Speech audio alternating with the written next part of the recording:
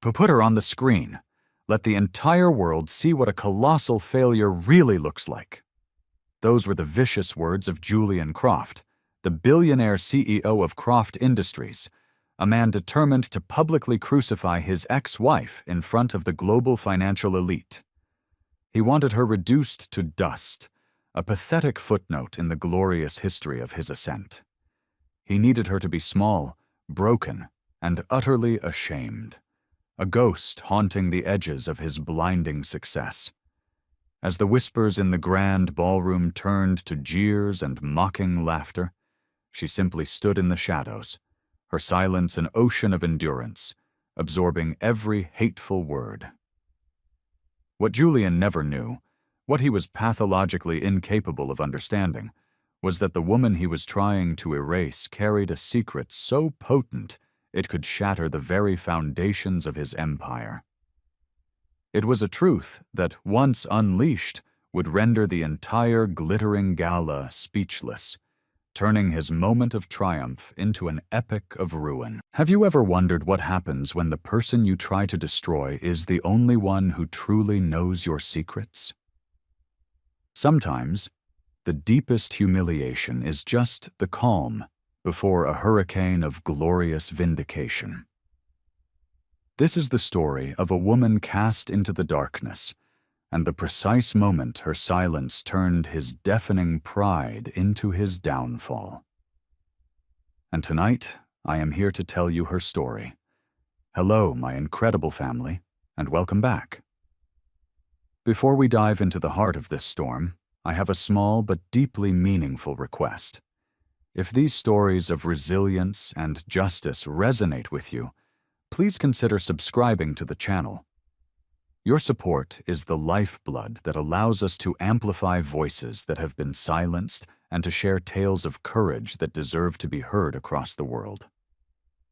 Every time you click that subscribe button, you're not just watching a video, you're joining a global community that believes in the power of truth. And in the comments below, please let us know where you're watching from. I want to see how far these stories travel, because together, we are not just telling stories. We are building a fortress of hope. The night her world imploded, Amelia Davenport sat alone in the sterile silence of her kitchen. 3 years ago, the sprawling Manhattan penthouse, once a symbol of her life with Julian, now felt like a gilded cage, each echo amplifying her solitude. The crystal clock on the marble mantelpiece ticked with an unnerving loudness, each second a hammer blow, reminding her that the life she knew had just been systematically dismantled. Her phone vibrated on the cold granite countertop, the screen lighting up with a storm of notifications. She didn't need to look. The poison had already seeped into every corner of her life.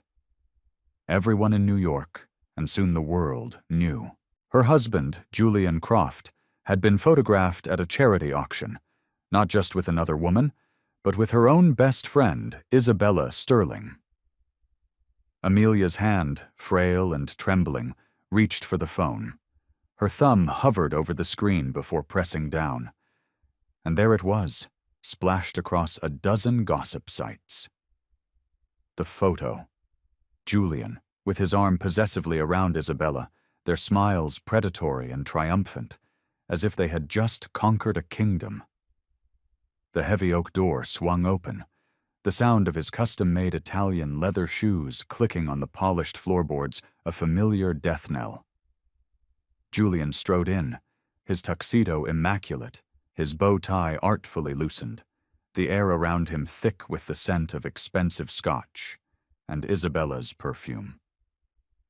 He looked like a king returning from a successful campaign, not a man who had just shattered a 15-year marriage. Amelia rose, the phone clutched in her hand like a weapon. "Julian," she said, her voice a taut wire about to snap. "Is it true?" He arched a perfectly groomed eyebrow, his expression one of mild annoyance. "Is what true, darling?" She thrust the phone at him, the glowing screen a harsh accusation in the dim light. "This. You and Isabella. My best friend since college. Tell me this is a lie." Julian spared the photo a cursory glance before tossing his platinum keys onto the counter. He let out a long, weary sigh, as if her heartbreak was a tedious inconvenience.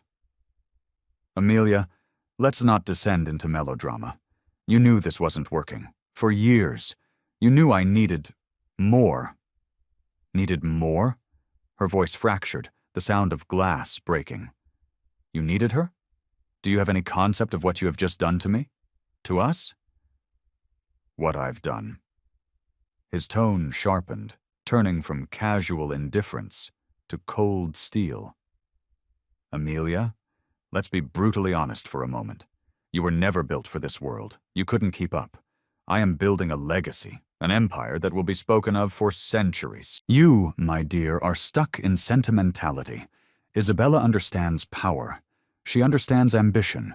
She makes me look stronger. You never did. Her breath hitched in her throat. The casual cruelty of his words felt like physical blows. I gave you everything, Julian. I supported you when you were nothing but a dreamer with a risky idea. I believed in you. He cut her off, his voice as cold and unforgiving as a winter morning. And you served your purpose admirably, but that purpose has expired. Don't prolong this agony. The divorce papers have been drawn up for weeks. My lawyers will be in touch. Sign them, take the settlement, and move on. Her body began to shake, a violent, uncontrollable tremor. So that's all I was? A purpose that expired?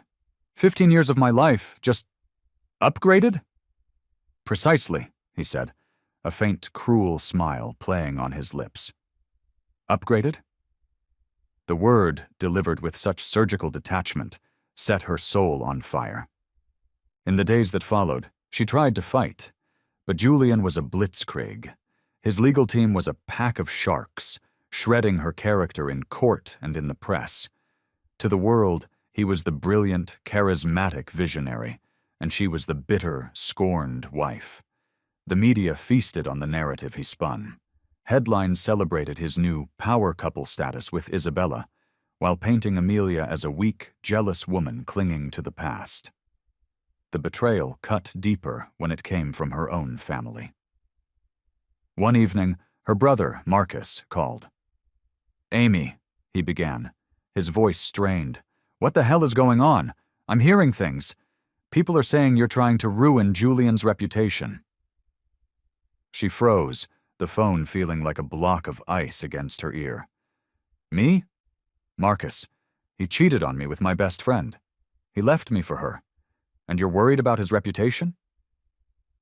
A heavy silence hung between them before Marcus's voice hardened.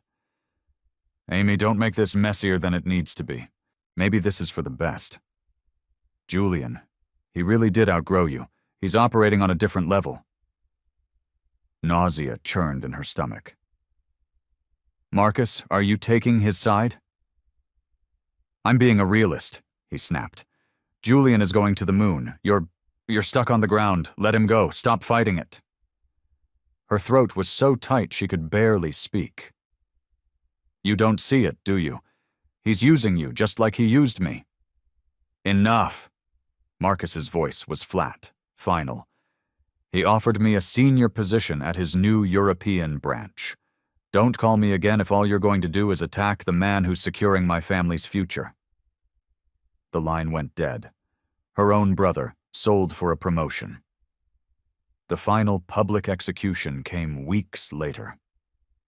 Julian stood on a stage at a global tech conference in Davos, cameras from every major news outlet flashing. Isabella stood beside him, radiating a smug victory. As for my past, Julian said, his smile as sharp as a shard of glass, let's just say I was carrying dead weight, someone who couldn't comprehend the scale of my vision. But now, he squeezed Isabella's hand. With a true partner by my side, I am finally free to soar to the heights I was always destined for. The audience of billionaires and industry titans erupted in laughter and applause. Amelia Davenport, the woman who had proofread his first business plan and calmed his fears before his first investor meeting, was officially a public joke. But somewhere deep behind the wall of her silence, something else was stirring. She wasn't broken. She wasn't defeated. She was planning. She was waiting. Waiting for the day Julian Croft would learn that silence is not weakness. Her story wasn't over. It was just beginning its second act. 3 years had passed since Julian Croft had the divorce papers messengered to her apartment. Walking away, as if their 15 years together were nothing more than a poorly performing asset he had wisely liquidated. Amelia Davenport remembered those first few months with a clarity that still chilled her. Days bled into nights where she couldn't summon the strength to leave her bed. The sheer force of the betrayal, a physical weight, pinning her to the mattress. The world felt gray, food tasted like ash, and her own reflection was that of a stranger. People on the streets of New York would whisper as she passed. "That's her. The one Julian Croft dumped for her best friend?" Some of them would even smirk. But time is a relentless sculptor. Pain can either erode you into nothingness or carve you into something sharper, something harder. For Amelia, the pain was a whetstone. She started with the one thing Julian had never valued but had always used, her mind for numbers. She began in a tiny, rented cubicle with flickering fluorescent lights, a world away from the gleaming towers of her past. She remembered every all-nighter spent poring over Julian's early financial models, finding the critical errors he'd missed, making his chaotic numbers sing while he slept. If she could build an empire for him in the shadows, she could build one for herself in the light. Her first real opportunity came from a struggling textile company on the brink of bankruptcy. The owner, a grizzled, old-school businessman named Mr. Harrison, eyed her resume with profound skepticism. "You're Julian Croft's ex-wife?" Amelia met his gaze, her spine straight. "I am." He leaned back, his chair creaking in protest. "The papers painted you as, well, let's just say not the financial genius behind the throne. Why should I hand you the keys to my sinking ship?" A flush of heat rose in her cheeks, the ghost of public humiliation. But her voice was steady, clear as a bell. "Mr. Harrison, don't believe every story you read. Julian was brilliant at selling the dream, but I was the one who made sure the foundation was solid. I balanced the books that allowed him to build his empire. I can handle your chaos." Harrison studied her for a long, tense moment, then let out a resigned sigh. "All right. You've got 1 month. Show me I'm not making a mistake." She did more than that. Within 3 weeks, she had untangled a decade of convoluted accounting, discovered a massive embezzlement scheme by his former CFO, and restructured his debt in a way that saved the company millions. One evening, Harrison walked into her tiny office, holding a ledger. "You weren't kidding," he said, a note of grudging awe in his voice. "You have a gift. Julian Croft is a damned fool." Amelia allowed herself the smallest of smiles. "Yes, he is." From that single rescue, her reputation began to grow in quiet, influential circles. Job by job, deal by deal, she moved from textiles to tech startups to real estate. She learned the intricate dance of leveraged buyouts, the hidden language of offshore accounts, the profound art of patience. When she made her first major acquisition, a portfolio of distressed commercial properties that everyone else considered toxic, the old guard of Wall Street laughed. "That's a graveyard," one prominent broker scoffed at a luncheon. "She's throwing good money after bad." Amelia just smiled her faint, enigmatic smile. "We shall see."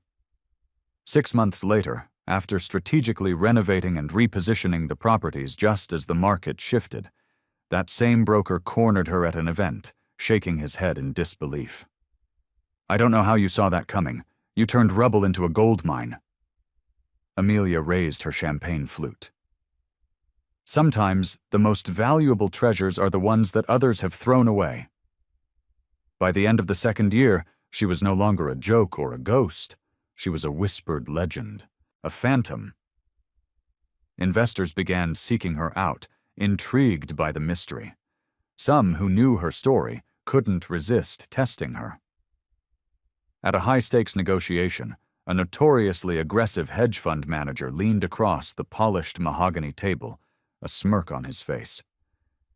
"Tell me, Ms. Davenport, are you doing all this to make a fortune, or just to prove to your ex-husband that you're not the pathetic creature he made you out to be?" The room fell silent. Her entire team held its breath. Amelia met his condescending gaze with a look of serene calm. "Why must it be one or the other?" she replied smoothly. "A fortune proves itself. And as for failure, failure is simply the price of tuition for the greatest education on earth." The man stared at her, then threw his head back and laughed, a booming sound of genuine respect. "Fair enough. Let's make a deal." By then, she was no longer operating from a cramped cubicle. Her new firm, Phoenix Capital, occupied the top 3 floors of a sleek glass skyscraper in Midtown, with a panoramic view of the city that Julian's own office once commanded. She had armies of analysts, lawyers, and strategists working for her.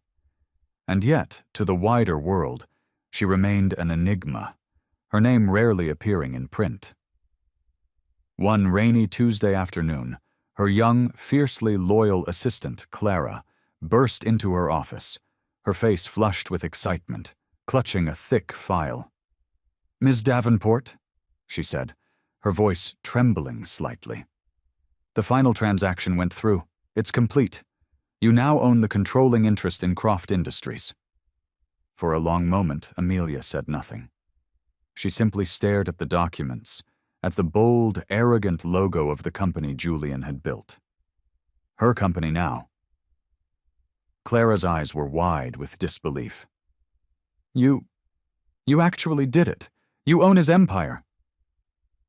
Amelia reached out and touched the folder, her fingers tracing the logo. "No, Clara," she said, her voice soft but firm. She paused, a universe of meaning in her eyes. "I own my company. He just hasn't been informed yet." That night, for the first time in 3 years, Marcus called her. "Amy," he said, his voice hesitant, cautious. "I've been hearing whispers on the street, unbelievable things. People are saying you're a major player now. Is any of it true?" She leaned back in her leather chair, the glittering city lights her backdrop, her tone glacial. "It's funny, Marcus. You didn't believe in me when all I had was the truth. Why the sudden curiosity now?" Marcus cleared his throat, the sound of desperation crackling through the phone. "Look, I was wrong. Julian, the European position never materialized. He cut me loose 6 months ago. Maybe we could start over. We're family. We could work together." Amelia let the silence hang in the air, a cold, heavy blanket. Then she spoke, her words precise and sharp. "You chose a job offer over your sister, Marcus. You made your decision." "Amy, please! You're my sister!" A bitter laugh escaped her lips. "A sister you sold out for the promise of a corner office. You should have read the fine print." His voice became a desperate plea. "Don't do this! Don't shut me out! I need your help." Amelia's words were the calm, quiet finality of a closing door. "So did I, 3 years ago, and you weren't there. Goodbye, Marcus." She ended the call, and for the first time she felt no pain, only closure. Later that week, Amelia stood by the floor-to-ceiling windows of her office, watching the endless river of lights below. Clara entered quietly. "Do you ever think about him?" she asked softly. Amelia didn't turn from the window. "Every single day." "And if he saw you now?" A faint, almost imperceptible smile touched Amelia's lips. "Oh, he will. Very, very soon." Clara hesitated. "What are you going to say to him?" Amelia finally turned, her eyes holding a calm, unshakable power. Nothing. I won't have to say a single word. My presence will be enough. 3 years after her spectacular fall from grace, Amelia Davenport was no longer the broken wife, the forgotten woman. She was a force. She was powerful. She was ready. And though Julian Croft still paraded on the world stage, laughing for the cameras with Isabella Sterling draped on his arm, he was blissfully, arrogantly unaware that the woman he had tried to bury under the weight of shame was already standing on higher ground, watching him, waiting for the perfect moment to step out of the shadows and into the light. The day of reckoning was coming. And when it arrived, Julian would finally understand that the silence he had so arrogantly mocked was never weakness. It was the sound of power, sharpening its blade. If you haven't subscribed yet, now would be the perfect moment to join our community by hitting that subscribe button. Through stories like Amelia's, we aim to build a world of hope and provide a voice for women and children who have faced abuse and injustice globally. You can motivate us to continue this mission by subscribing and turning on your notification bell so you never miss a story that truly matters. Also, let us know in the comments, where are you watching from? And has any part of this story resonated with you personally? The invitation arrived on a sheet of heavy, cream-colored cardstock, the Croft Industries logo embossed in shimmering platinum. Amelia stared at it, her fingers tracing the ostentatious lettering. Croft Industries Annual Innovators Gala. At the bottom, scrawled in Julian's arrogant, slanted handwriting, were 4 words that dripped with condescension. Your presence is requested. She almost laughed out loud. Requested? No.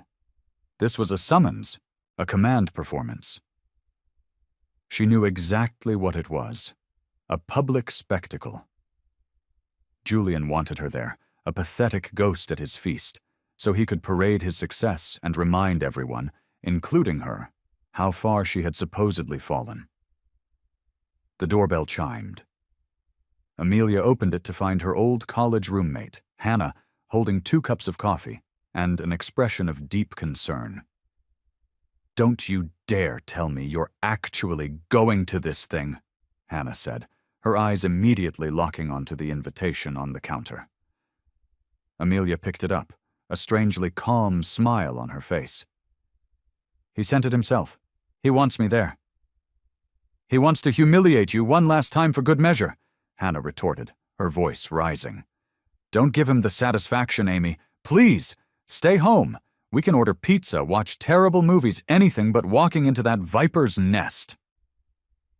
Amelia's serenity was unsettling. She folded the invitation with deliberate care and slid it into her handbag. I'll be there. Hannah grabbed her arm, her eyes pleading. Why? Why would you willingly walk into his trap? Because, Amelia said, her voice a quiet murmur of steel. Sometimes the only way to disarm a trap is to step right into it with your eyes wide open. The news of her intended attendance spread through the elite circles of New York like a virus. It reached her brother Marcus within days. He called, his tone frantic. Amy, I just heard Julian invited you to the gala. You're not seriously going, are you? I am, she replied, her voice flat. Marcus let out an exasperated sigh. For God's sake, why? He's setting you up for another public slaughter. Do you want to be a laughingstock all over again? Do you want the cameras in your face? People whispering about how tragic you look? Amelia's voice remained unnervingly calm. Marcus, if I allowed whispers to dictate my life, I would have evaporated 3 years ago. You've survived, yes, but Julian is still Julian. He doesn't lose, Amy. He annihilates. A faint, almost imperceptible smile touched her lips. So do hurricanes, but eventually they pass. Marcus was silent for a moment. I don't understand you anymore. You used to be so fragile. Now you talk like you're plotting something. Maybe I am. Amy, I'm begging you, don't go. He will ruin you." She ended the call with a single, chilling sentence. "No, Marcus. This time I'll be the one left standing when the storm clears." Meanwhile, across the city in his penthouse overlooking Central Park, Julian Croft swirled a glass of vintage brandy. Isabella Sterling, draped in diamonds, lounged on a silk chaise, scrolling through a tablet. "Did she RSVP?" Isabella asked, a bored tone in her voice. "Not yet," Julian said with a smug grin. "But she'll come. Amelia always cracks under pressure. She'll walk in wearing some sad, off-the-rack dress, her head held low, trying to project some pathetic semblance of bravery. And when she does," he smirked, "I will personally make sure every camera in that room captures what true failure looks like." Isabella laughed, a sound like shattering glass, though a flicker of unease crossed her features. "She's pathetic, Julian. But are you sure this is a good idea? Why poke a sleeping dog?" He shot her a cold, dismissive look. "This isn't about her. This is about solidifying my narrative. It's about showing the board, the investors, the entire world, that I have moved on to bigger and better things. Amelia's presence is merely the final punctuation mark on my success story, a living, breathing testament to the fact that I upgraded." Isabella's smile returned, though her eyes remained watchful. "Well then, darling, let's give them a show they'll never forget." In the days leading up to the gala, Amelia's schedule was a whirlwind of encrypted calls and discreet meetings. Hannah, staying with her for support, noticed a parade of mysterious visitors, men in impeccably tailored suits arriving in black cars with tinted windows, leaving Amelia's office hours later with expressions of shock and awe. One afternoon, Hannah could no longer contain her curiosity. "What is going on, Amy? You're different, secretive. Who are these people?" Amelia simply sipped her green tea and smiled. "Just tying up a few loose ends with old acquaintances." "Old acquaintances don't have security details and carry briefcases that look like they belong to heads of state," Hannah retorted. "You're hiding something big." Amelia leaned forward, her eyes calm but intensely sharp. "Not hiding, Hannah. Positioning." A shiver went down Hannah's spine. "Amy, what have you been planning?" Amelia didn't answer directly. She just placed her hand over Hannah's and said softly, "Trust me." The night before the gala, Amelia stood before her walk-in closet. A row of exquisite gowns hung in pristine order. She ran her hand along the fabric of a simple, elegant black silk gown, the one she had chosen. Her phone buzzed on the vanity. A single, encrypted message appeared on the screen. "All assets are in place for tomorrow, awaiting your signal." She typed back 2 words: "Hold position." For a moment she closed her eyes, allowing the image of the woman she had been to surface, the weeping wife, the humiliated outcast, the woman the world had laughed at. That woman was a ghost, a memory. Tomorrow night, Julian would see. Tomorrow night, the entire world would see. And she wouldn't have to raise her voice. Her silence would be the loudest sound in the room. The night of the gala arrived, a tempest wrapped in velvet. The city was a tapestry of glittering lights, and Croft Industries had transformed the grand ballroom of the Plaza Hotel into a monument to obscene wealth. It shimmered with cascades of crystal and gold, the air thick with the scent of expensive perfume and the sound of clinking champagne flutes. Sleek limousines deposited guests into a frenzy of flashing cameras and shouting reporters. Julian Croft stood at the entrance like an emperor, his smile perfected, his handshakes firm. Isabella Sterling was a vision of diamonds and arrogance at his side, her necklace a constellation of stolen light. "She'll be here," Julian murmured to her, his eyes scanning the arriving crowd with predatory anticipation. Isabella's lips curled into a smirk. "And when she shows up, I'll be right here, darling, to remind her of everything she lost. Inside, the atmosphere was electric with gossip. Everyone knew Amelia had been invited. The speculation was rampant. Some expected her to scuttle in, a broken creature seeking pity. Others were certain she wouldn't dare show her face. Miles away, in her own quiet apartment, Amelia fastened the clasp of a simple, elegant diamond necklace. Hannah paced nervously behind her, wringing her hands. "You don't have to do this, Amy," she said for what felt like the 100th time. "You look breathtaking, but this isn't a party. It's an execution, and Julian doesn't play fair." Amelia gazed at her reflection. The woman staring back was not the one Julian had discarded. Her dark hair fell in soft, controlled waves. The black silk gown was a statement of quiet, lethal power. But it was her eyes that held the most dramatic transformation. They were calm, steady, and utterly devoid of the fear that had once haunted them. "I know exactly what this is, Hannah," she said softly. "And that's precisely why I have to go." "What if he tries to hurt you again, to embarrass you?" Amelia slipped on a pair of black stiletto heels, her movements fluid and unhurried. "Then let him try." Her phone buzzed. A single message glowed on the screen. "All parties are in position. We await your arrival." Hannah frowned. "Who keeps texting you? What is going on?" Amelia met her friend's worried eyes in the mirror and offered a faint, reassuring smile. "Just business." "Business?" Hannah repeated, her voice a mix of awe and terror. "My God, Amy, you've changed. You're stronger. I don't know whether to be proud of you or terrified for you." "Be both," Amelia whispered, picking up her clutch and walking towards the door. Outside the hotel, a new wave of camera flashes erupted as a sleek, unadorned black sedan pulled up to the curb. The driver opened the door, and Amelia Davenport stepped out. A collective gasp rippled through the press corps. Reporters surged forward, their cameras clicking in a frenzy. "Is that Amelia Davenport? My God, she looks incredible. Did you see that gown?" The whispers were no longer mocking.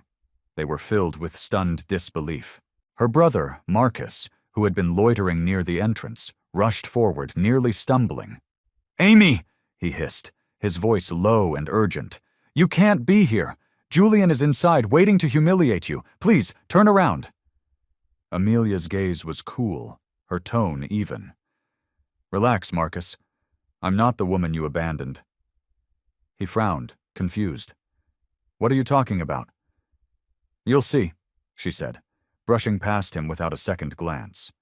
The sound of her heels on the marble floor was sharp, deliberate, and final. Inside, a wave of silence followed her entrance. Heads turned, conversations stuttered and died. Amelia Davenport moved through the opulent ballroom, not like a guest, but like she belonged there. No, like she owned it.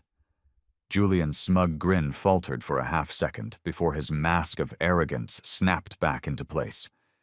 He strode forward, his arm clamped around Isabella. "Amelia," he boomed, loud enough for everyone nearby to hear. "How bold of you to show up. I wasn't sure you'd find the courage." Amelia's lips curved into a faint, knowing smile. "Courage is not something one measures by party invitations, Julian." A nervous titter went through the onlookers. Isabella squeezed Julian's arm, her voice a venomous purr. "Amelia, darling, you look, well, better than I would have expected. Tell me, who dressed you tonight?" Amelia tilted her head slightly, her gaze sweeping over Isabella's extravagant diamond necklace. "No one dresses me, Isabella. I dress myself. Can you say the same?" Audible gasps rippled through the guests. Julian's jaw tightened. He leaned in, his voice a furious whisper. "Remember where you are, Amelia. This is my kingdom, my night. Don't make a fool of yourself." Amelia's serene smile never wavered. Embarrassment is for people who still have something left to lose." Her words were a puzzle he couldn't solve, and it unnerved him. From across the room, Hannah watched, her heart pounding with a mixture of fear and exhilaration. She's not here to be a victim, she thought. She's here to close a chapter. Nearby, an elderly board member murmured to another, "Do you see how people are greeting her? With respect. She has a presence, almost as if—" He trailed off, shaking his head as if to clear it. Amelia moved through the crowd with a quiet grace, shaking hands, exchanging brief, pleasant words with people Julian considered his staunchest allies. But as she passed, more than one powerful investor gave her a subtle, respectful nod. It was almost imperceptible, but it was undeniably there. Julian saw it. His smile grew stiff. Something was fundamentally wrong. He couldn't put his finger on it, but the dynamics of the room felt off. Isabella leaned in, whispering in his ear, "Why are they looking at her like that? Why are they treating her like she matters?" Julian's eyes narrowed, fixed on Amelia. "Because they feel sorry for her. She's nothing. Tonight, everyone will be reminded of that fact." But as Amelia raised a glass of water and met his hostile stare from across the room, her expression calm and unreadable, Julian Croft felt, for the first time in 3 long years, a cold, sharp flicker of doubt. The gala had just begun. And while he believed he was setting the stage for Amelia's final, crushing humiliation, the truth was far more terrifying. The trap he thought he had laid was already closing, not around her, but around him. "Ladies and gentlemen," Julian began, his voice echoing from the stage, "I want to thank you all for being here to celebrate another record-breaking year for Croft Industries. This is a special night for me, not just because we are embarking on a bold new chapter, but because I am able to share it with the people who truly matter." He paused, pulling Isabella closer, his eyes finding Amelia in the crowd. "And of course, with the woman who has given me the strength, the vision, and the love to achieve it all. The kind of partner a man of my stature deserves." Polite, if slightly strained, applause filled the room. Julian's gaze lingered on Amelia, a clear public insult. "But of course," he continued, his voice dripping with false sincerity, "life is about learning. Some partnerships hold you back. Some people simply lack the ambition, the grit to rise with you. And when that happens, you have to be ruthless enough to make a choice." The crowd chuckled, a low, uncomfortable sound. Dozens of pairs of eyes darted towards Amelia, waiting for her to crumble. She remained perfectly still, her posture regal, her face a mask of serenity. She did not flinch. She did not look away. Isabella leaned toward Julian's ear, whispering with a triumphant smirk, "She's just standing there, like a statue." "Good," Julian whispered back. "Let her drown in her own pathetic silence." Later, as Julian circulated, he felt the atmosphere shift. The deference he was accustomed to was subtly, inexplicably absent. When he cornered Mr. Allen, a pivotal investor, to discuss a new venture, the older man offered only a thin, non-committal smile. "We can discuss that at a later date, Julian." "Later?" Julian pressed, his own smile feeling tight. "Now is the perfect time." But Allen simply excused himself, and to Julian's utter astonishment, drifted across the room towards Amelia's quiet corner. Julian's jaw clenched. Moments later, he approached Mr. Patterson, a board member known for his sycophantic praise. "Patterson, glad you could make it. About that expansion deal?" But Patterson avoided his gaze, mumbling something vague about needing to review new data before making any commitments. Isabella noticed it too. She sidled up to him, her voice a low, anxious hiss. "Why are they being so evasive? Normally they're practically kissing your ring." They're just playing hard to get, Julian snapped, his smile never faltering for the cameras. The economy has them spooked. It's nothing to do with me. But his eyes betrayed him, flicking back to Amelia, who was now engaged in a quiet, earnest conversation with Mr. Allen. The investor nodded at her, a look of profound respect on his face, before shaking her hand. A cold dread, alien and unwelcome, began to pool in Julian's stomach. What the hell is she doing? Don't be paranoid, Isabella said, forcing a laugh. She's probably just spinning some sob story, begging for a handout. Julian laughed along with her, but the sound was hollow. Why were these powerful men, his men, looking at his washed-up ex-wife like she held the keys to the kingdom? Later, during the main course, Julian rose again to offer a toast. To strength, he declared, his voice booming with forced confidence. To loyalty, and to the courage it takes to cut away weakness and dead weight. He raised his glass directly at Amelia. Some people are content to be left behind. I chose to soar, to my brilliant partner Isabella. The room applauded, but it felt obligatory. Everyone knew who the dead weight was. Hannah, seated beside Amelia, leaned in, her voice a fierce whisper. Amy, please don't let him do this to you. Say something. Fight back. But Amelia simply took a sip of water, her eyes locked on Julian. Her silence was not a shield. It was a weapon being sharpened. Why aren't you even angry?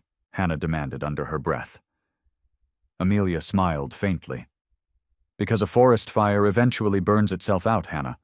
All you have to do is wait for the wind to change. Julian raised his glass, high. And so, to Isabella, the partner I always deserved. May we rise together, higher than anyone ever thought possible. Cheers echoed through the hall as Isabella kissed him for the flashing cameras. But Julian's gaze kept being drawn, against his will, to Amelia. She was so calm, so unbothered, watching him as if she knew a secret he didn't. And for the first time that night, Julian Croft felt the unnerving sensation of a predator who suddenly realizes he might be the prey. The dinner plates were cleared, the champagne continued to flow, and Julian moved through the room like a king inspecting his domain. On the surface, he was the picture of power and control. But inside, a quiet panic was beginning to metastasize. Everywhere he turned, people were stealing glances at Amelia, not with pity, but with a strange, calculating respect. He cornered Mr. Collins, a board member for over a decade. Collins, good to see you. We need to finalize the capital raise for the Singapore expansion. Collins offered a tight, polite smile and gestured with his head toward Amelia, who was now sharing a soft laugh with another major investor. Perhaps we should wait until after you've dealt with your guest. Julian's jaw tightened. My guest? You mean her? She's a non-issue. Collins' eyes held a polite but distant flicker. We'll see. Then he excused himself and walked directly over to Amelia. Julian felt his stomach knot. At their table, Isabella's voice was sharp with irritation. Why do they keep gravitating to her? She looks so plain next to me, and yet somehow... Don't say it, Julian snapped, his smile cemented in place for a nearby photographer. Isabella pressed on, her insecurity showing. Somehow she's commanding the room without saying a word. It's unsettling. Julian gritted his teeth. She is a nobody. I made her, and I unmade her. That is the reality. But his own words felt like a desperate lie. A short while later, the master of ceremonies tapped the microphone. Ladies and gentlemen, your attention, please. It is my great honor to welcome back to the stage the visionary himself, Mr. Julian Croft, to say a few words about the future of the company. As applause filled the hall, Julian strode to the stage, bathing in the spotlight. His voice was smooth, polished, and dripping with arrogance. Tonight, he began, is a celebration of resilience, of making the tough choices, of knowing who to stand beside. Croft Industries was built on a singular vision, and when partnerships falter, when certain individuals lack the fortitude to keep pace. His eyes deliberately slid to Amelia. The only option is to move on to greater things. Polite, uncomfortable laughter murmured through the audience. And that is why, tonight, I stand here proudly with Isabella Sterling, he boomed, reaching for her hand. A woman of strength, beauty, and ambition. A woman who embodies what it means to rise with me. Thunderous, if slightly forced, applause erupted. Isabella beamed. But from his vantage point on the stage, Julian could see Amelia at her table, still serene, still unflinching, her gaze as steady as the North Star. She did not weep. She did not shrink. She simply looked back at him, as calm as a frozen lake. The sight sent a chill down his spine. After his speech, reporters swarmed him. "Mr. Croft, your plans for expansion? Mr. Croft, how do you respond to critics who say you've grown too fast?" He brushed their questions aside, but then one journalist shouted, "Mr. Croft, any comment on your ex-wife's presence here tonight? Surely it must be awkward." Julian smirked for the cameras, seizing the opportunity. "Not awkward in the least. Some people serve as valuable lessons. My ex-wife is here as a living reminder of where I came from, and of everything I refuse to go back to." The ballroom grew quiet as Julian Croft took the stage one final time, his smile a predatory gleam under the chandeliers. The investors, the board members, the reporters, all eyes were on him. "Ladies and gentlemen," he announced, "tonight is not merely about celebrating our past successes. It is about launching our future. I am proud to announce a historic merger that will elevate Croft Industries into a new era of global dominance." Applause started to swell, but it was cut short.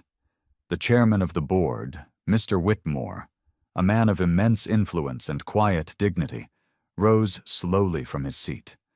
His voice, amplified by the microphone, cut through the room before Julian could continue. "Mr. Croft," he said, his tone firm and clear, "before you proceed, there is another party we would like to hear from."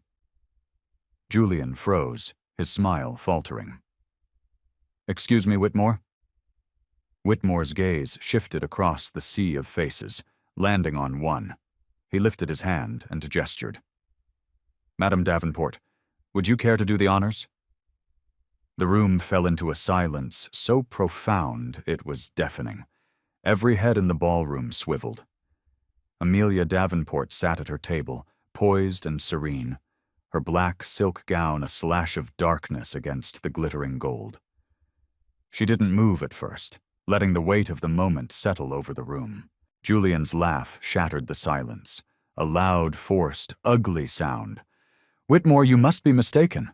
Amelia has no business here. She is a guest, a relic." "She is not a relic, Julian," Whitmore interrupted, his voice ringing with authority. "She is the future." Gasps erupted. A wildfire of murmurs swept through the hall. Reporters scrambled for their notepads, their cameras flashing in a mad frenzy. Julian blinked, his forced laughter dying in his throat.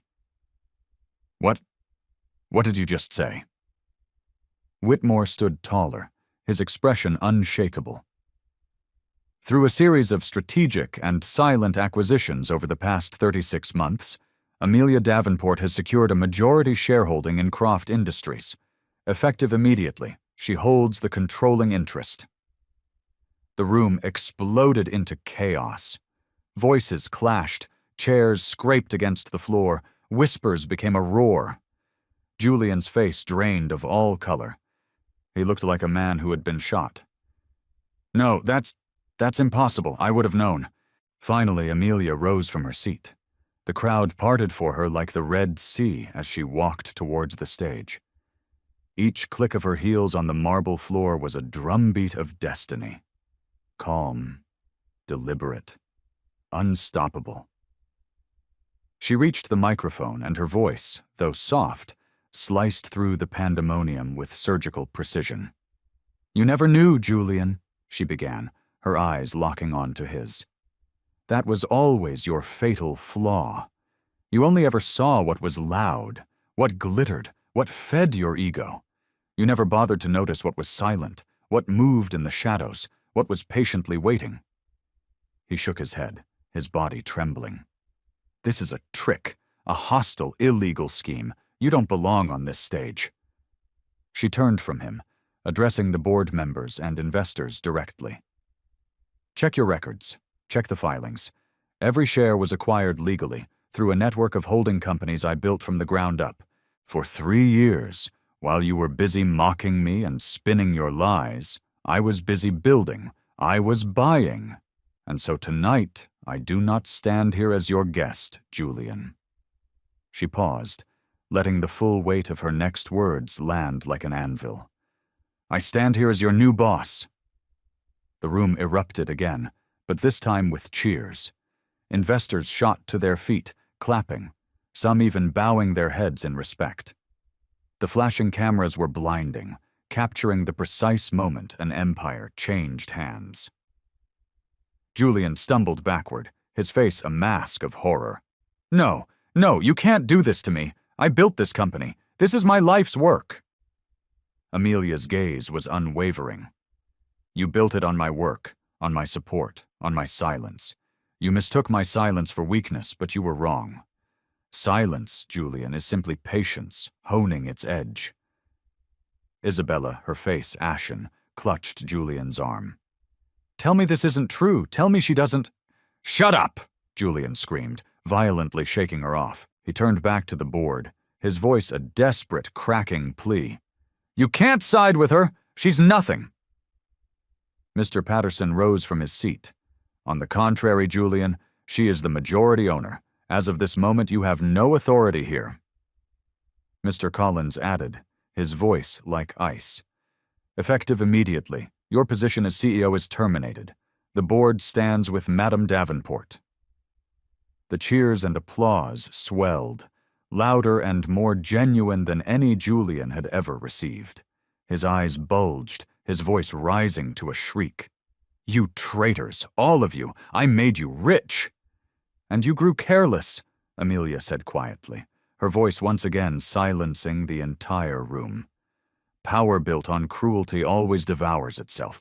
You tried to make me small, Julian. You tried to bury me, but you forgot one crucial thing. The truth doesn't need to shout. It just needs to wait for the right moment to stand up." Her words hung in the air, absolute and final. Julian staggered forward, pointing a trembling finger at her. "You'll regret this, Amelia. I'll destroy you." She met his pathetic threat without an ounce of fear. "No, Julian. You'll regret that you didn't destroy me when you had the chance." Board members began to move towards the stage as pre-briefed security guards stepped forward. Julian saw then that this was real. This was the end. Victoria, seeing the ship sinking, ripped her arm away from his, her voice shrill with fury. "You told me she was finished, that she had nothing. How could you be so stupid?" "Don't you dare blame me," Julian snarled, but his words had lost all their power. Victoria's face twisted into a mask of pure disgust. "You're nothing now? Do you honestly think I'm going down with you?" She turned on her heel and stormed away, the cameras greedily following her retreat, capturing every moment of her craven betrayal. "Victoria!" Julian called after her, his voice breaking. "Don't you walk away from me!" But she never looked back. The chairman raised his voice over the din. "Ladies and gentlemen, please join me in welcoming Amelia Davenport as the new owner and controlling authority of Croft Industries." The crowd roared its approval. Amelia stood tall, her expression serene. She did not smile, she did not gloat, she simply held up a hand for silence.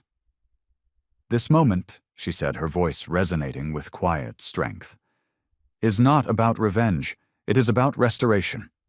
For years I was portrayed as weak, as a failure, as a woman whose worth was tied to the man she stood beside. But the truth is, dignity can never be taken from you. It can only be surrendered. And I never, ever surrendered mine. The room was still, her words washing over them. Julian, pale and shaking, made one last desperate attempt. "Please, Amelia, don't do this. We can work something out." Her eyes softened for a fraction of a second, not with pity, but with a deep, final sorrow for the man he could have been. "You had your chance to build a world with me, Julian. You chose to try and burn mine down instead. Now, you are left standing in the ashes you created." The security guard stepped forward and gently but firmly took his arms. He sagged, defeated, as they escorted him towards the exit, a parade of flashing cameras documenting his utter disgrace. Amelia watched him go, her head held high, not in vengeance, but in the quiet triumph of a soul restored. The man who had once publicly branded her a failure was now leaving his own gala stripped of his company, his fiancée, and his pride. And Amelia Davenport, the woman he had thrown away, now stood at the undisputed center of the empire he had foolishly believed was his alone. As the night drew to a close, Hannah rushed to her side, her eyes shining with tears. "Amy, you did it. I can't believe it. You actually did it." Amelia touched her friend's arm gently. "No, Hannah. The truth did it. It just needed a little time." She turned to face the room, the city, and her future, her head held high. The whispers that once sought to destroy her were now speaking her name with nothing but awe. And for the first time in a very long time, Amelia Davenport walked away from a battle not broken, not bitter, but whole. Her silence had finally been understood. The storm had passed, and Julian Croft was nothing more than a ghost. What Amelia's story teaches us is a profound lesson about value. Some people, like Julian, know the price of everything but the value of nothing. They can't value loyalty, they can't value history, and they can't value the quiet strength of a person who refuses to break. Amelia's victory wasn't just about taking back a company, it was about reclaiming her own narrative. It was about proving that true power isn't loud or arrogant. It's patient, it's resilient, and it's built on a foundation of unshakable integrity. Her story is a reminder to us all that the world may try to define you, to label you, to make you small. But your worth, your dignity, is yours and yours alone. Never surrender it. Thank you for being with us for this incredible journey. If Amelia's story of strength moved you, please show your support by liking this video and sharing it with someone who might need to hear this message. Don't forget to subscribe and click the notification bell so you can join us for more powerful stories. Until next time, stay strong, believe in your own worth, and never, ever let anyone silence your truth.